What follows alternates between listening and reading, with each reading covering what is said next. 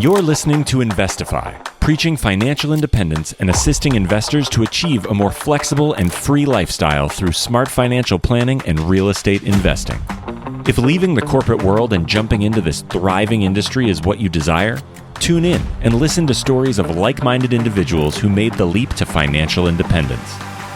Equip yourself with the right tips and tricks to start your real estate journey, making active or passive ventures that are highly profitable and rewarding.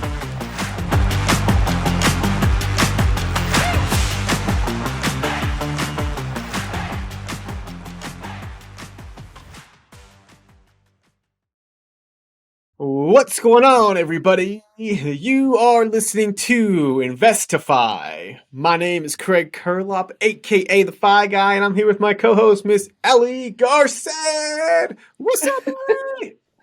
And the crowd roars. Woo! I don't know why I feel like a boxing announcer or like a baseball announcer every time I do that. I think that's just like where I'm like, that's deep inside of me when I hear intros. You're the best hype man, Craig. I love it. Yeah, I try. I try my best. Yeah. How are you doing today, Craig?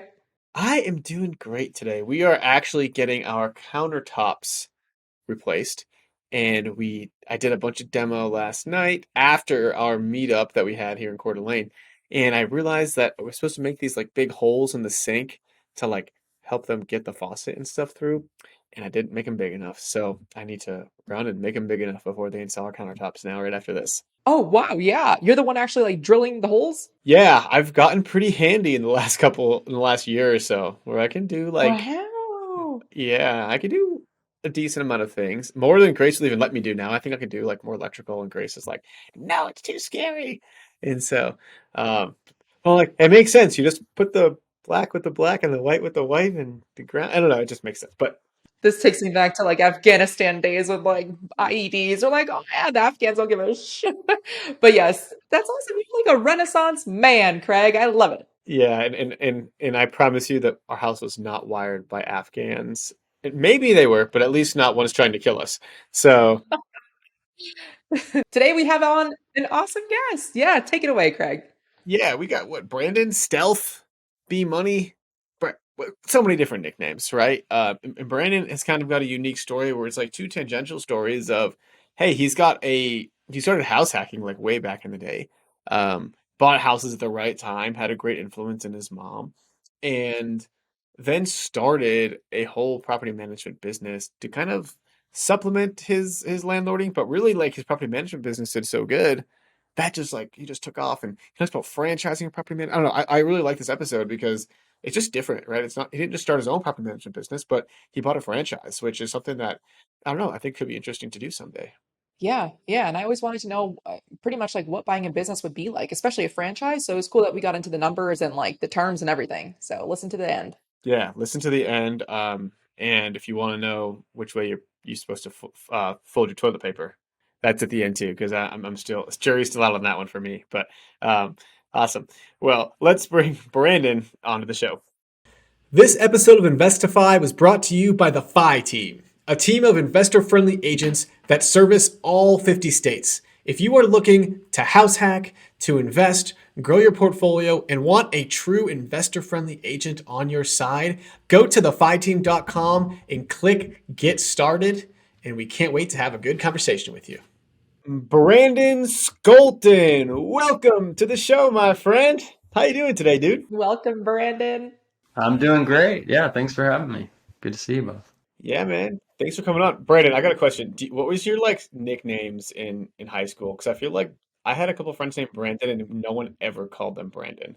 There's like Brando or B Rand. I don't know. I can't even remember what they all were. B Dog, B Money. B Dog, yeah. But I've had a little B Dog, little B Money. Skull Dog was one. The last name's pronounced Scholten, so Skull Dog. Stealth was one. I don't know. Stealth, okay, that's a good one. Stealth. There you go. Yeah, everyone's got their own, their own little sneaky nicknames. I don't know. I just like, for some reason, every time I see the name Brandon, I'm like, I know that no one called them Brandon growing up. So, awesome, man. Well, Brandon, I'm gonna call you Brandon for now. I know, so unless we'll just call you Stealth or B Skull Dog. Tell us how you got started in financial independence and where that origin story was. Yeah, so I was thinking about this, and I looked up the book Rich Dad Poor Dad came out in 1997, so I would have been 12 at the time. So maybe I was like the first generation whose parents read that book right when it came out, and so like that was my parents' mindset from maybe that time when I was middle school or whatever, of this is how we want to parent and that kind of thing. So I think it was really it started there of them, specifically my mom. She was more the businessman of the two, but she would just take time to explain some of her investing strategies. They owned like 50 rental properties or something, so she would talk through kind of some of her financial journey with me, and just try to push me to think that way a little bit. So that was probably the early start of it, and then like I guess the first thing in my actually taking some steps towards it. One weird thing, it was kind of, I don't know if it's like maybe some child's version of house hacking, but I did rent a house like right at the tail end of college where essentially me and a buddy were on the lease, and then we would kind of swap out roommates, but we rented those for market, and so we ended up living for free or cash flowing a little bit with the other 3 bedrooms. So a little bit there, but then it wasn't until when I got married, then we bought a house. That was during the Obama like $8,000 tax credit thing. So used that to buy our first little condo that we just lived in.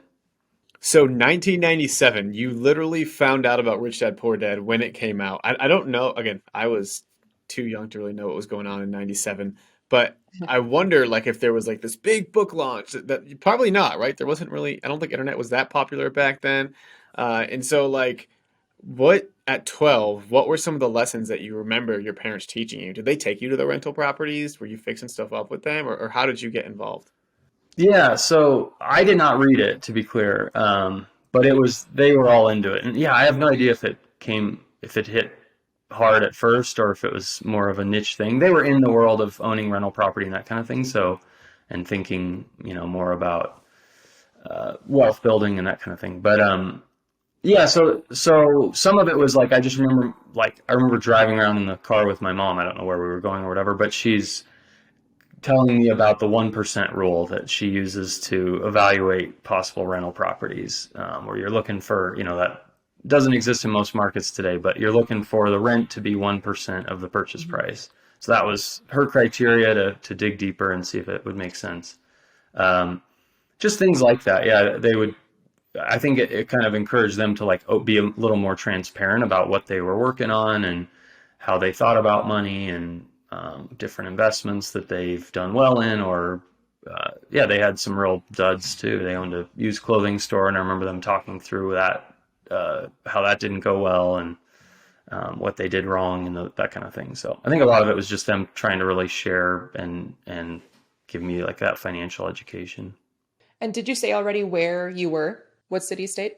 I grew up in Longmont, Colorado, so about an hour north of Denver. No, I was going to say, I feel like the Rich Dad Poor Dad book that came out in 1997, I feel like there must have been so much advertising behind it. If, because Robert Kiyosaki, I feel like he is great at advertising his books, his board game that he had. He also had like the Rich Kid, Poor Kid too. So surprised your parents didn't give you that. Maybe they tried, knowing what type of, parents they are. So when you say that your mom was telling you about like the 1% rule, were you still at the age of, what was that, like 12 then? Yeah, I mean, I was probably, maybe that was 13, 14, 15, something like that. But I do remember them having a real intention around having those types of conversations, even when probably most parents wouldn't see that as age appropriate, right? Or, it's not like I was actually going to go buy a rental property anytime soon or anything like that. But we would, I would spend my summers like working on some of the properties they owned. Me and some buddies would do landscaping, and I remember, maybe being 9 or 10 and helping my mom clean out an eviction, like after an eviction, hauling stuff out of a house and getting a little money from that and buying a video game or something. So grew up just knowing that was part of the life that they lived, and that they were more. She was also a real estate agent, but they were very creative with how they were kind of building wealth and creating multiple income streams and that kind of thing. Awesome. And so it's so helpful when you grow up in that environment. But when did you start taking charge of this and actually doing something for yourself? Because I'm sure your parents were really encouraging that. Yeah, and so my mom actually passed away from cancer when I was 19. So then it kind of ended. There was no more of that. And my dad was like an artist, and he wasn't the one leading the charge on this kind of thing. So then there was kind of a gap where it wasn't that. It was like me finishing college and figuring out life on my own. But I had a good base of knowing that, there were these other paths, and just getting a good W-2 income wasn't, the biggest part of growing wealth. So yeah, then I just kind of looked for opportunities, I think. And the first one was just my wife and I bought a condo shortly after we were married. That was Obama was giving away he had this initiative. You'd get like $8,000 towards your first house. So we were able to use that and get in for not much money. And then lived there I think you had to live there for 3 years. So we got just over that mark and then rented that out, got a HELOC on it to put a down payment on our next place. That was like a top bottom duplex, or more like a mother-in-law in the basement. So we were able to rent that and offset the mortgage payment there. Allie, you know what this kind of sounds like? This definitely sounds like the for real deal.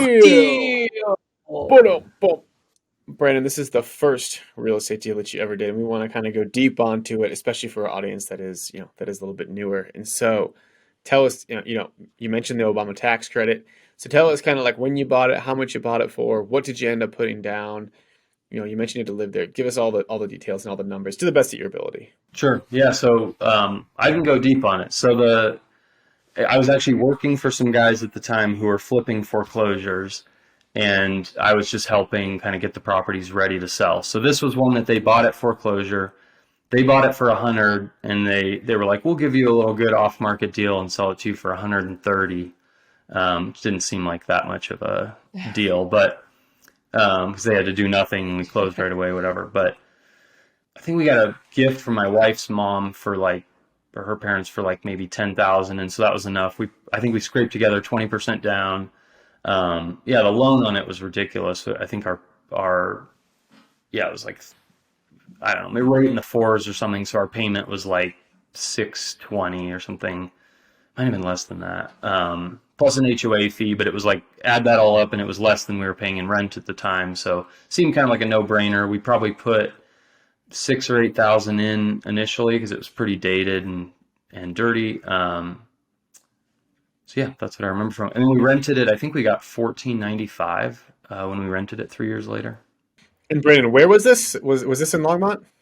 No. So I had moved to Denver for college, and then this was in Capitol Hill in Denver. So yeah, that was obviously, I'm dating myself with the price we paid for a condo in Capitol Hill. Yeah. So if you don't know anything about Denver, Cap Hill is probably the nicest, if not one of the nicest areas in Denver. And to get anything there for like under 500 is pretty nuts. But a condo at you probably get a condo for a little less than that, but still 130 is absurd. And so what year was this? Because we are going to date you here because we want to just give people the context. I guess I already gave it away with the Obama thing. It was 2008 or 2009. Sorry. Yeah. Early 2009. 2009, you buy a condo in Cap Hill. And how much down did you end up putting? I think we put about maybe 22,000, something like that. 22,000 plus you got the $8,000 credit. So then it ended up being about 14,000. Right. Yeah. Okay, so $14,000 down. Your monthly payment is $600 plus the HOAs, maybe like $750 or so.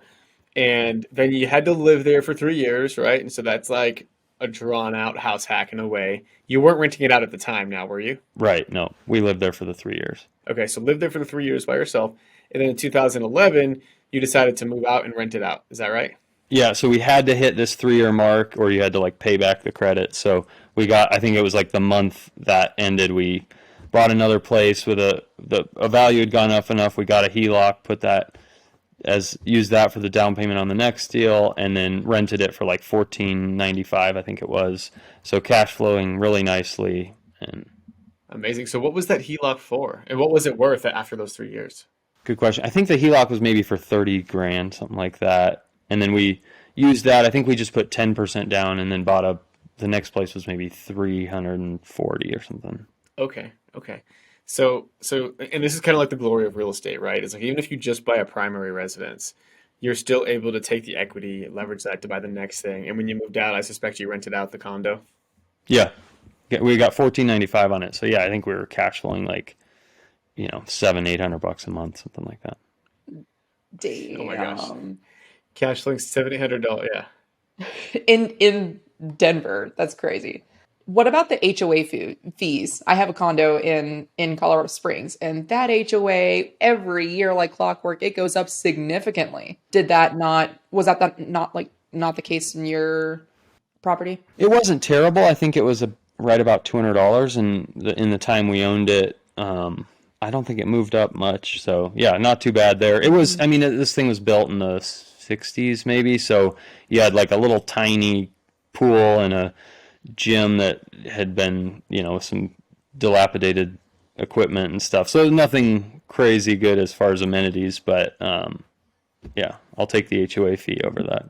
Yeah, and in the very beginning, it seemed like you had some hesitation because it was like a foreclosure at 100, but then you purchased it at 30K more. And I'm sure at the time you're like, I'm overpaying, even though it's foreclosure. 30K out of $100,000 price point. That's a big increase, right? But then you just hold on to real estate and look what happens over time, as long as you hold on to it long enough. So that's awesome.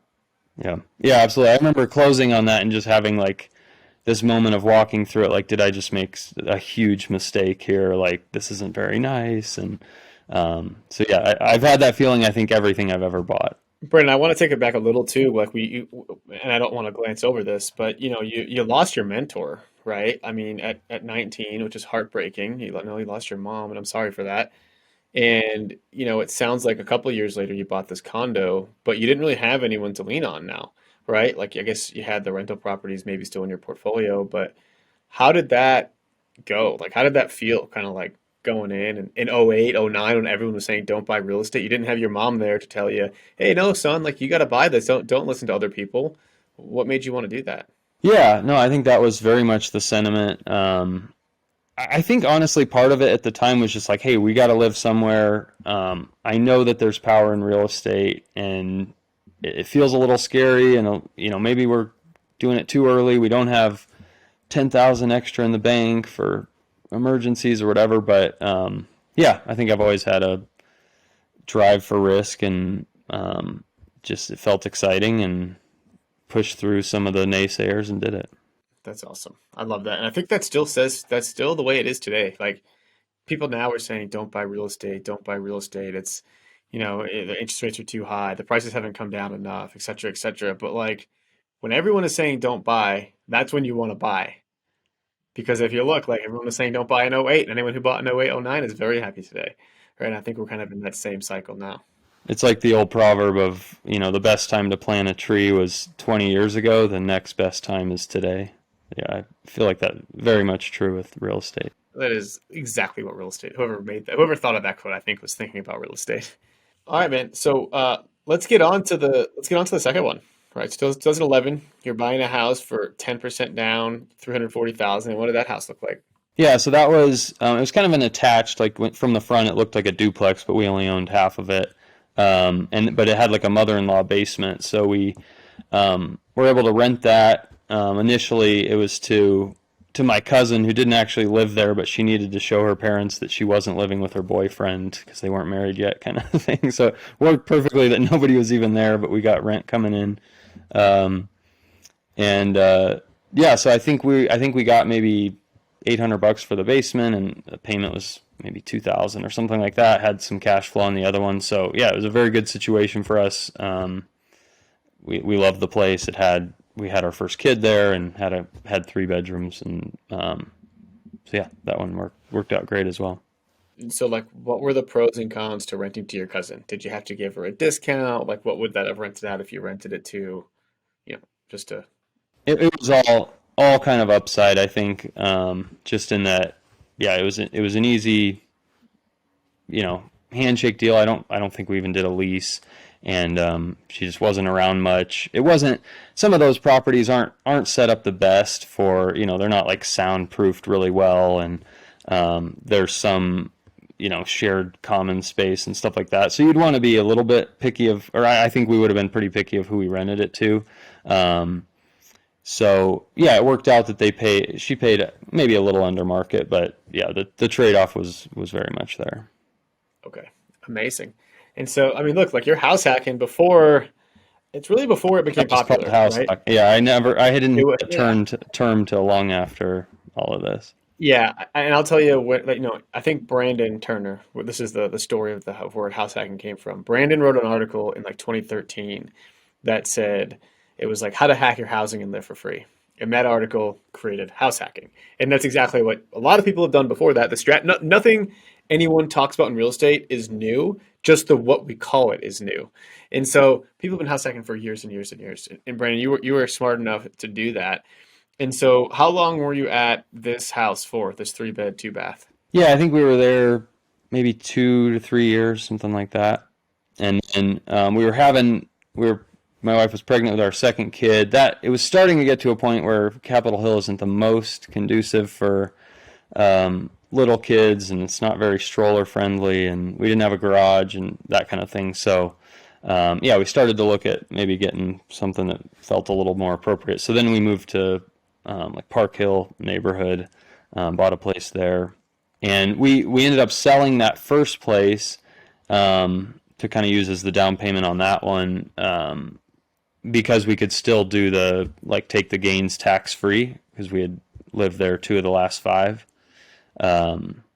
So I don't know that was the right move in hindsight, but it did free up a lot of cash to be able to buy this other house that seemed a lot better for the family at the time.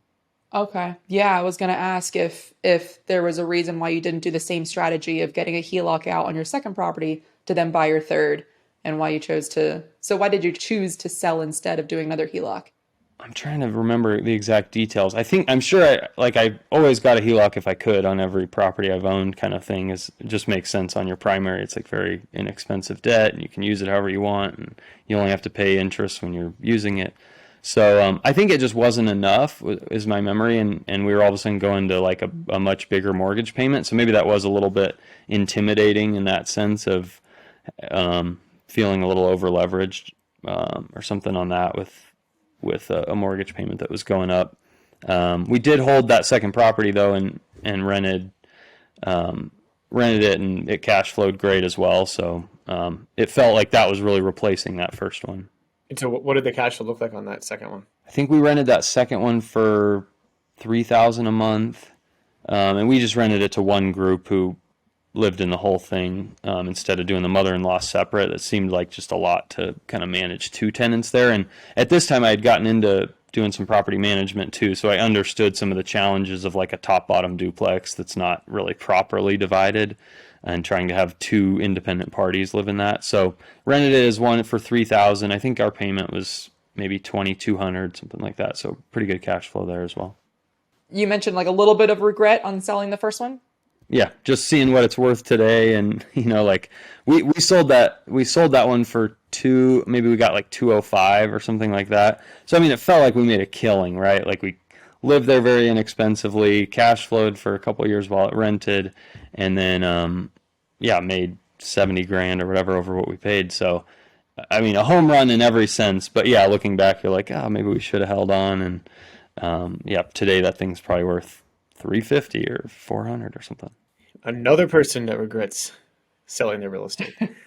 I just think it's always funny when anyone we talk to who sells, and they're just like, I wish I didn't sell it. No one's ever like, I wish I sold that earlier.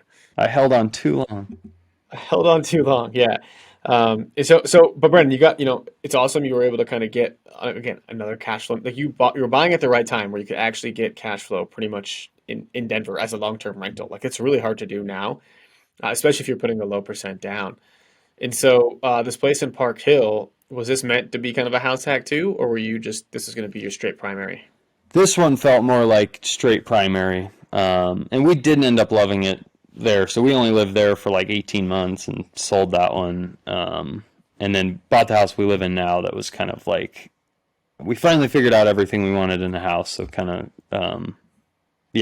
bought the primary that really would check every box for us. We made a nice profit on that one in Park Hill, but we didn't love living there. Would you buy and sell that for? And like, what time did you buy and when did you sell? Yeah, so we, I think that was 2015, or sorry, 16 to 18. We lived there for 2 years, sold it in 2018, but I think we paid 500 and sold it for 600, right around there. So, made 100K just living in a house for 2 years. It was crazy.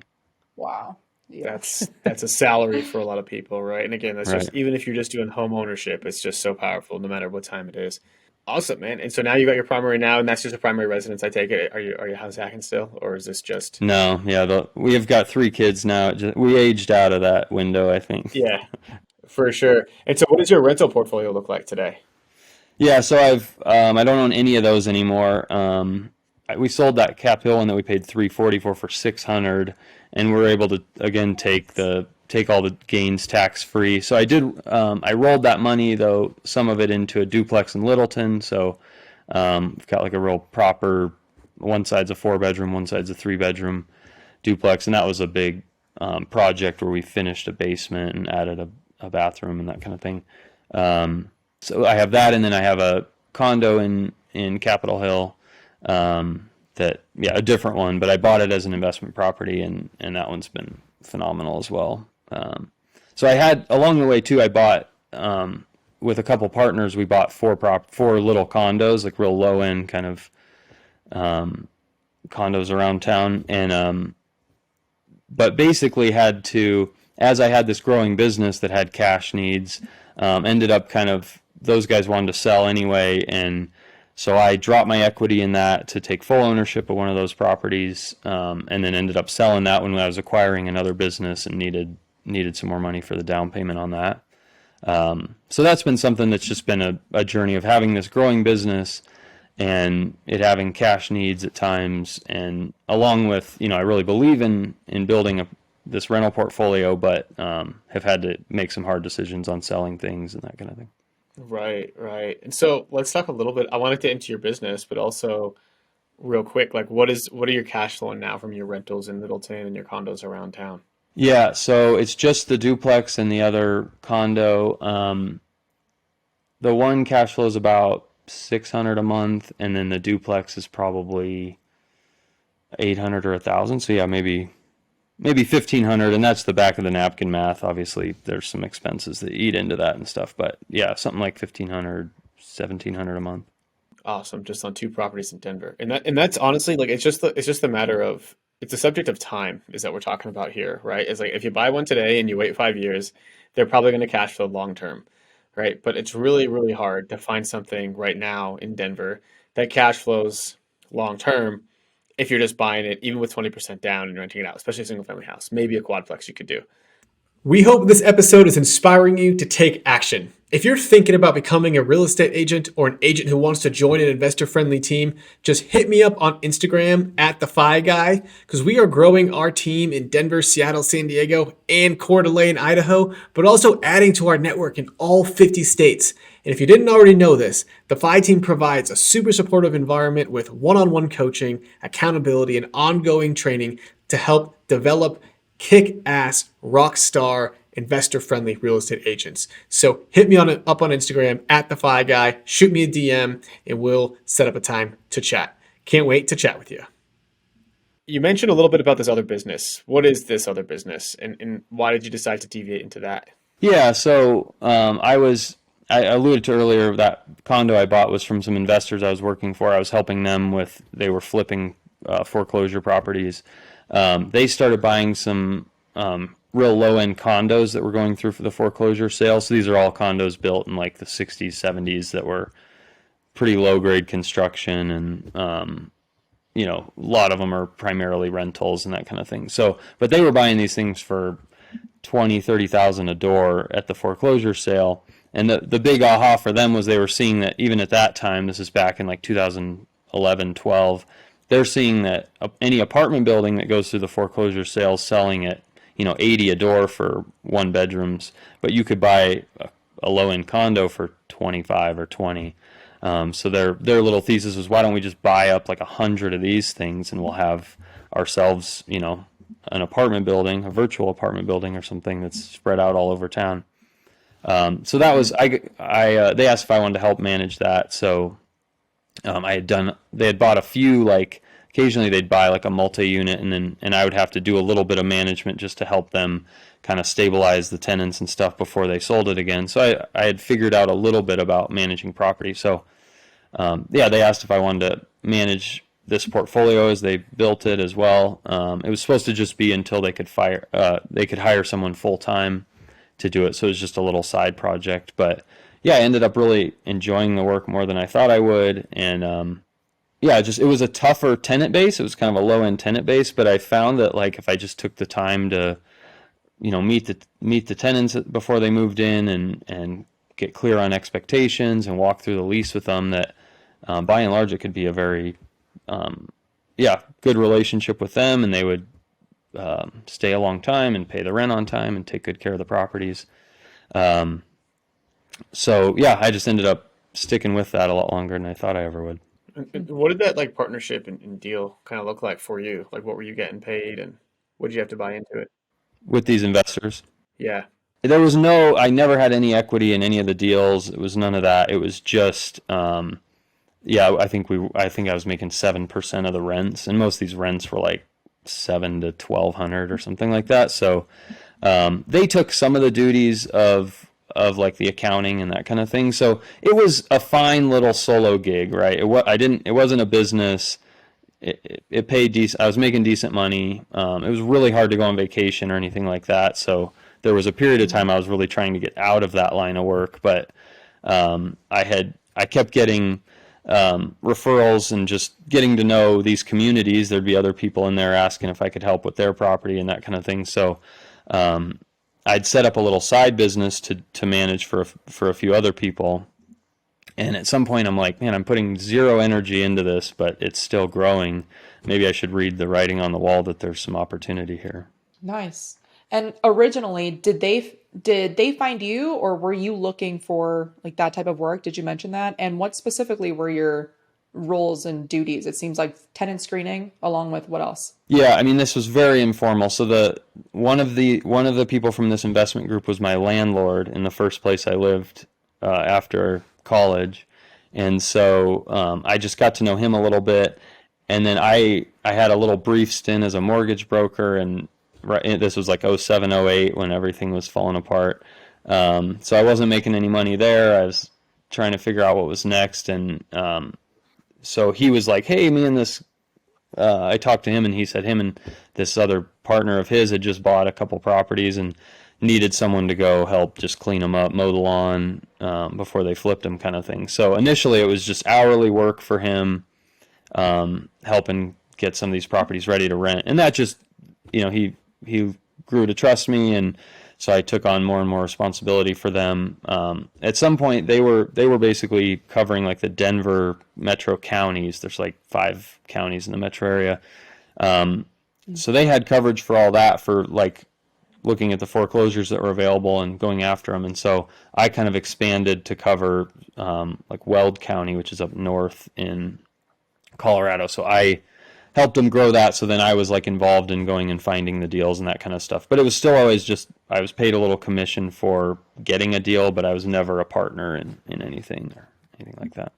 That just led to, at some point, that partnership was kind of deteriorating, and they were starting to sell off some properties. And that was when I thought maybe I should go all in on this little side business I'd set up here and see if I could actually create a property management business. And again, I found the work rewarding, and sort of enjoyed it. When I would get around other people who did this work, they seemed to complain a lot about it. And I was like, maybe that means I found something good here, that I kind of seem to enjoy it a little bit. Yeah, there's like, it takes a special someone to actually enjoy property management, I would say. I will be one of those people complaining for sure. Me too. And so is that kind of your business now, Brandon? Are you kind of like a property manager? Yeah, exactly. So that just developed into having my own business, where I'm a franchise location of a nationwide company. But so this was in 2015 that I launched that business and kind of converted my few that I was managing on my own into that business. I was one of four people who went to the first franchise training class because they were just getting started down that road.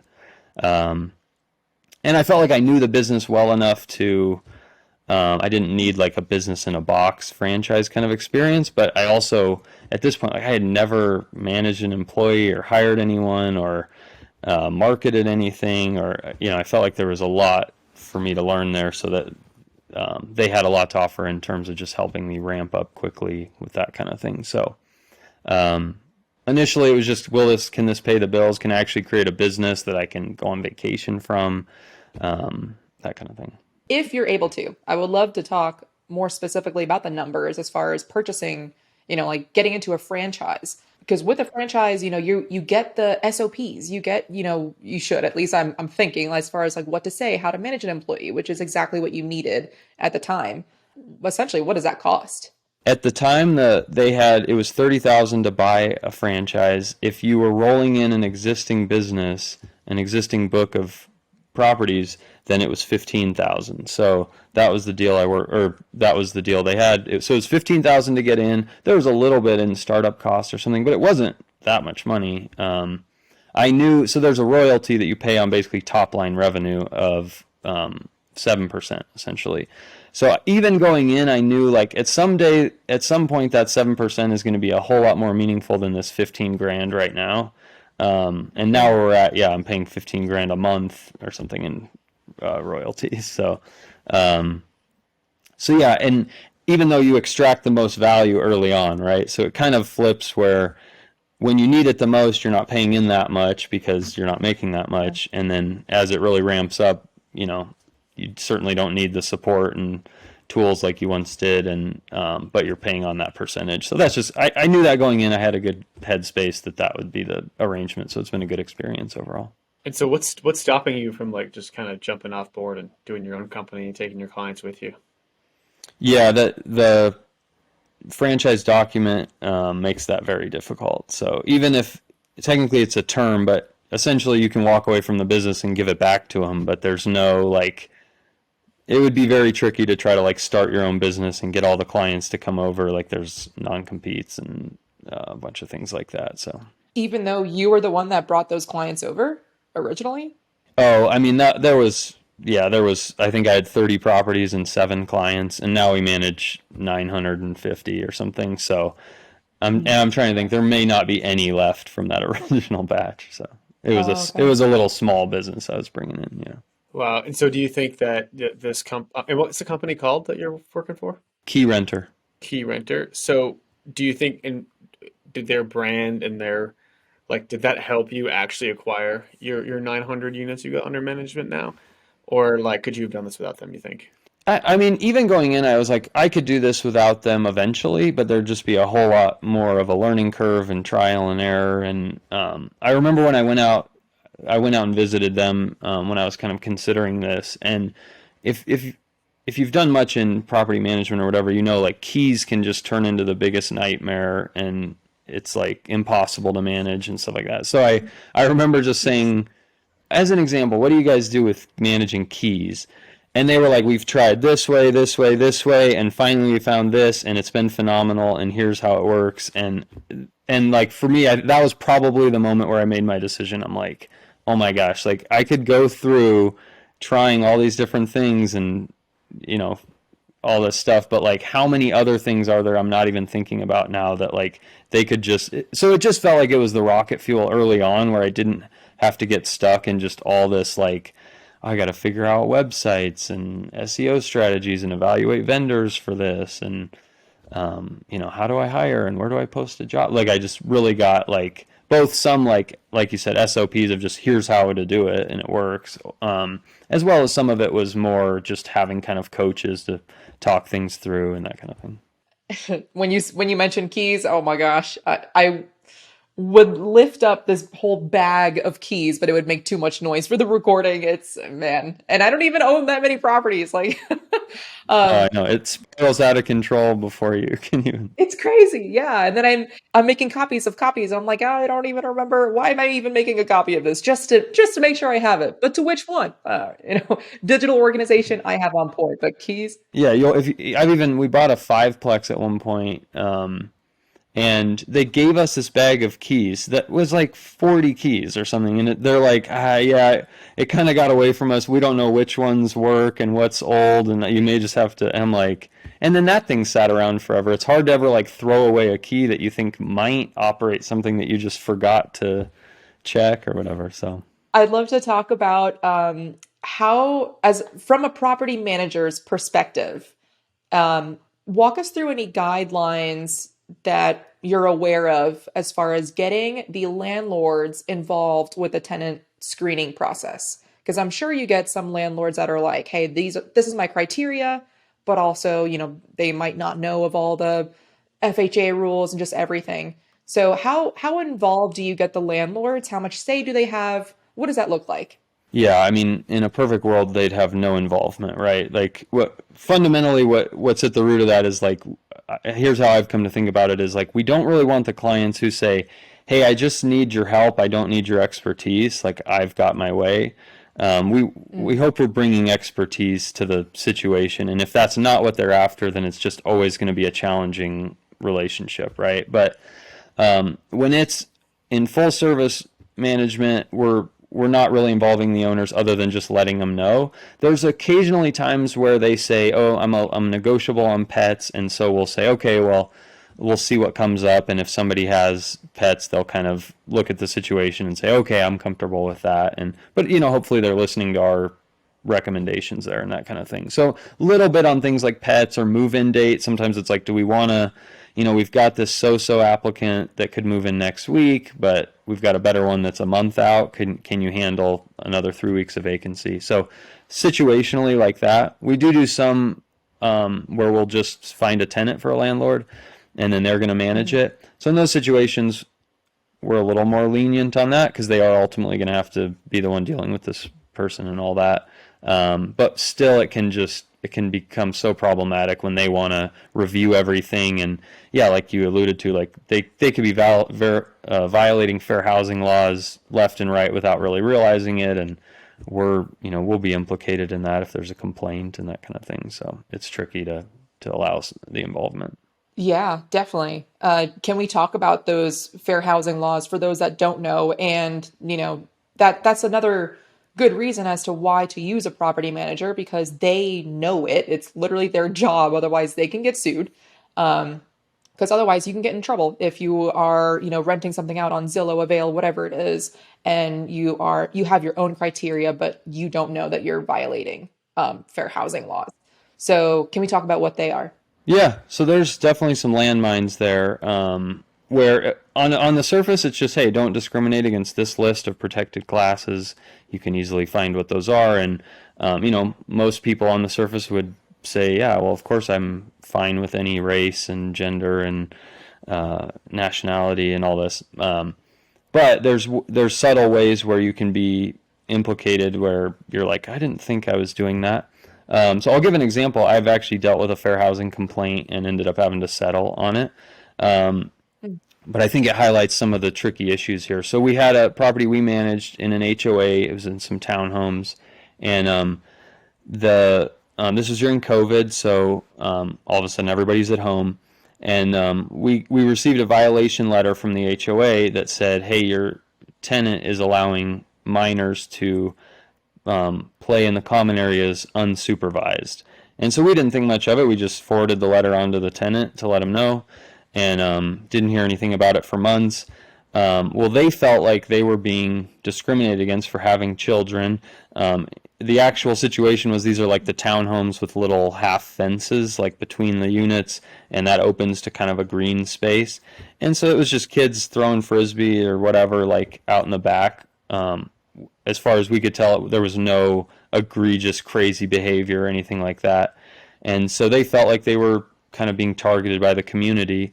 And the fact that we didn't do anything more than just pass on the letter, we didn't even ask him what the situation was or anything like that, was enough that, it didn't go to trial or anything, but there was enough there that we had to settle it.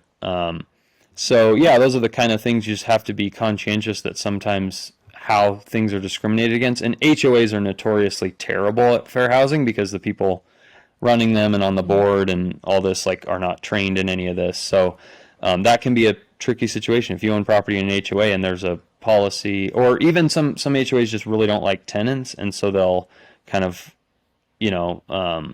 have these abusive ways that they're putting fines for parking violations or expired tags, but they're targeting them, not doing it to other people. Things like that can escalate to that point and be a complaint and cause some real headache. The Karens of the world, HOAs. Not small fines. Yeah, I mean they'll fine people up to $100,000 for these kind of things, so it's not small. Brandon, as if someone is new, right, just starting out and they want to, let's say, manage their own properties at first, right?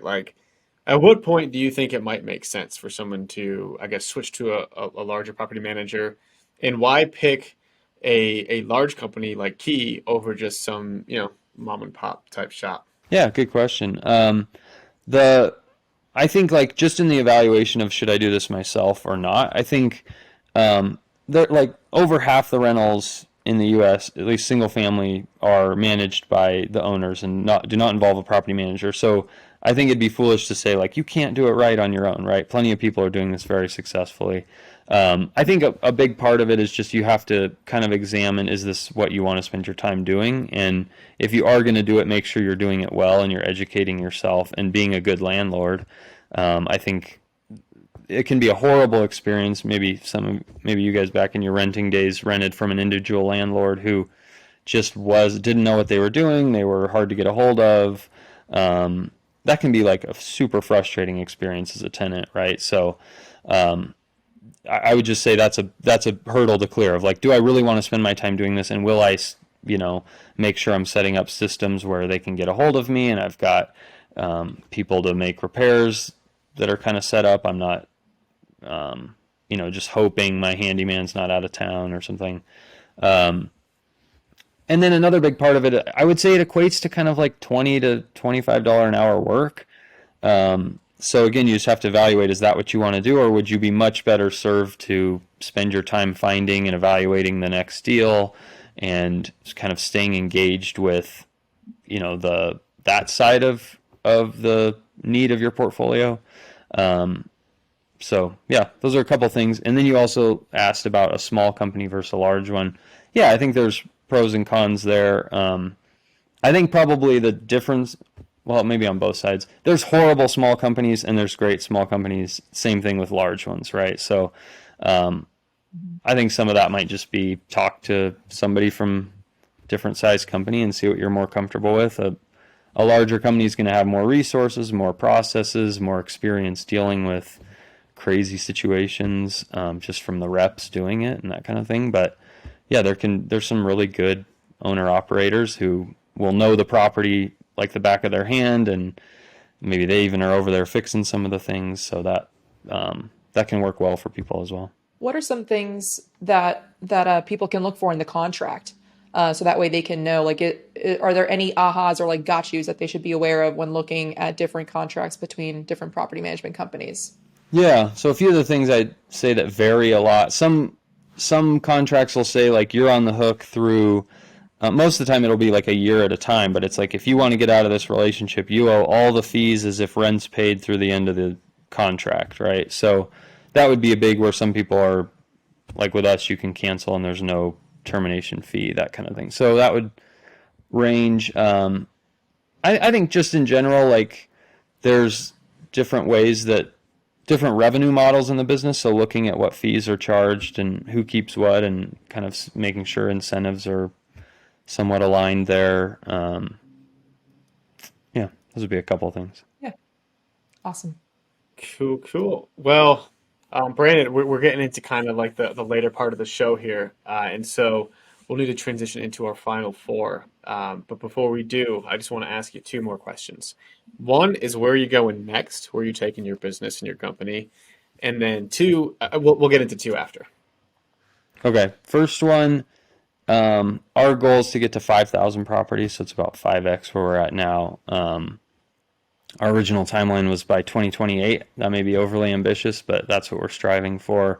I think at some point I just came up to, okay, this is a business that's it's going to pay my bills. It's going to survive till tomorrow. Like you kind of clear that first hurdle of the existential crisis, and you can actually think, what do I want with this? And so I've really loved the aspect of like, can I make property management a good job for people? And I think that's at the heart of then delivering a really awesome service and creating peace for tenants and homeowners.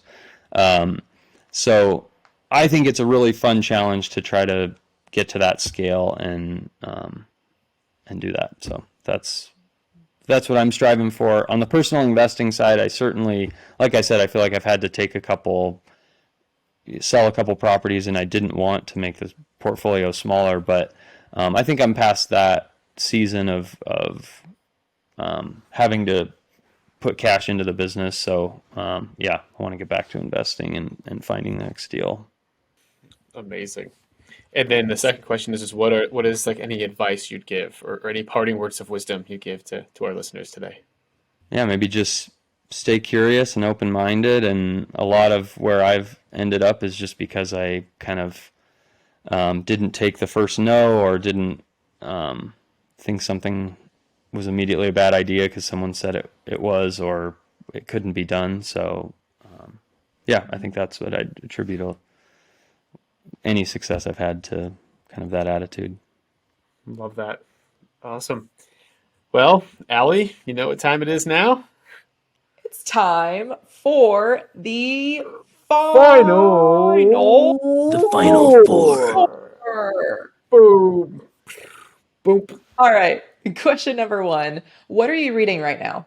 Yeah, a book I'm reading with our leadership team is called Lead Yourself First. The subheading is something like Inspiring Leadership Through Solitude. So it's just a lot about how so many different aspects of leadership really hinge on like having time where you're in solitude and giving yourself space to think and be creative and regroup and have moral courage and all of that. So it's been really good. Would highly recommend. Awesome. Question number two, Brandon. What is the best piece of advice you've ever received?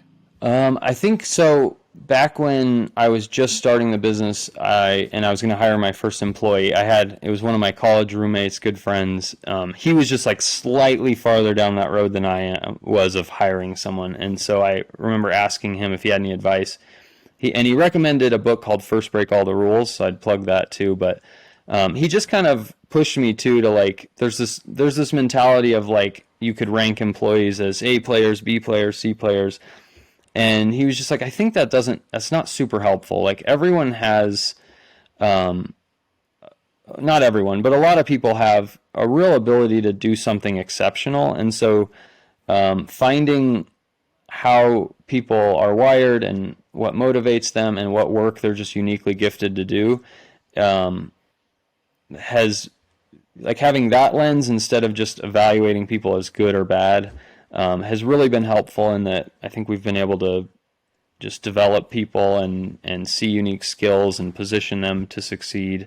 And so, yeah, just a strong believer in that, and that's been super helpful. Question number three. Going deeper here, what is your why? Yeah, I find this to be a tricky one because I don't know that I'm always super in tune with why I do the things I do, but I would say it's definitely morphed over the years. I alluded to it earlier. I feel like if I had to say right now, I think the thing that motivates me the most and keeps me doing what I'm doing is I want to make property management a good job, and it's historically been a horrible job. So figuring out like what are the inputs needed, the workflows, just the environment, the team structure, all of that really make this a job that people can thrive in and do good work and be proud of their work. is probably the biggest one. I think also like on some level too, I'm in a beer league softball, been on a team for many years. And when I think about why I do that, I don't know that the answer is all that different from why I do anything, right? And that clearly there's no money to be won, no glory to be had from that, right? But like in both cases, that or like what I get up and do every day, it's like I think there's just something rewarding about trying to develop ourselves and strive and grow and just use the gifts we have as good as we can and see what's possible and that kind of thing. I like that answer. I love it. Okay, Brandon, toilet paper over, you fold it over or under? Like how you put the roll on the thing? Yeah. Absolutely got to be over. Yeah, I'm flipping that everywhere I go if it's put on the wrong way. So it's got to be over. It's just much more neat how it pulls off there when it's over.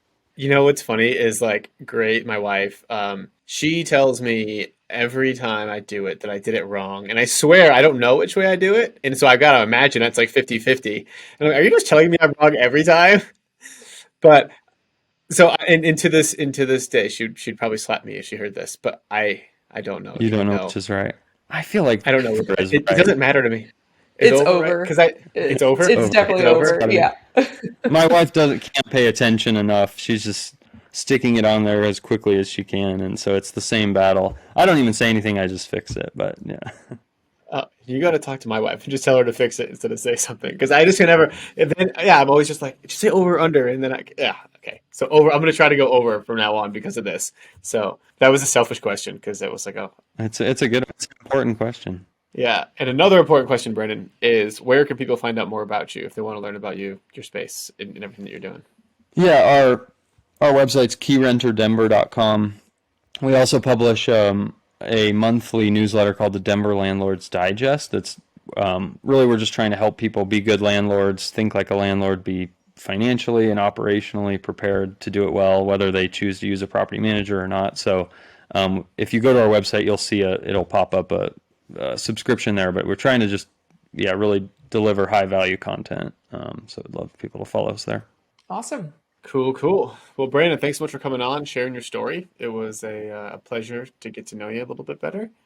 And yeah, man. Well, again, thanks so much for coming on, and we'll talk soon. Thank you both. It was great talking to you. Take care. All right, see you, man. Thanks, Brandon. And that was Brandon. Allie, what do you think about Brandon? That was so cool.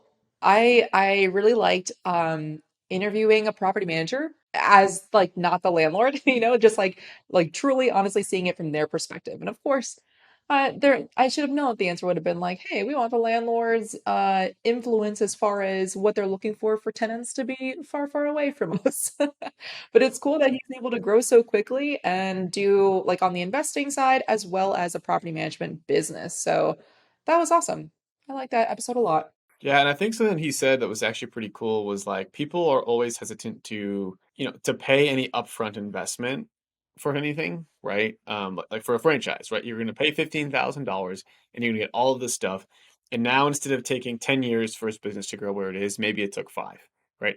Or maybe even less than that. And so in that, like, do you think he probably made more money in saving 5 years worth of time? Like, would you save 5 years of your life for $15,000? Like, I certainly would. 1000%. Yeah.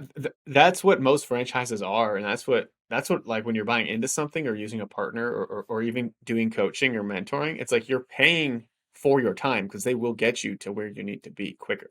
And so I just think that's kind of like an interesting perspective there. Yeah, because everything else would be reinventing the wheel and trying to figure it out for yourself. Why not just copy and paste someone else's business that already works? Yeah, exactly right. That's what Brandon did. That's what I've done. That's probably what you've done. Absolutely. So whether you are team over or under with toilet paper, leave us a review and let us know which one you are. I'm curious. We should do like a poll next time. Oh my God, we should do a poll toilet paper. I'm gonna do that on my Instagram. Let's do it. And if you don't already follow us on Instagram, I'm the Fi Guy. Allie is Allie the Agent. And you had one more thing to say. I just cut you off. Send it to Grace, and then you can find out which one she's on, and you don't have to experiment. I don't need to experiment. She can vote. Yeah. I'm going to start changing them all at the house and see. No, that'll cause. I won't make it to the next episode. Awesome. Well, Allie, it's been a pleasure as always getting to chat with you. It was great talking with Brandon. If you're listening on this already and you haven't already left us a rating and review, please do and let us know. We love kind of hearing you guys and just making it feel like we're talking to actual people. So, Allie, great to see you as always, and we'll see you next week. Nice seeing you too, Craig. That's it for this episode of Investify.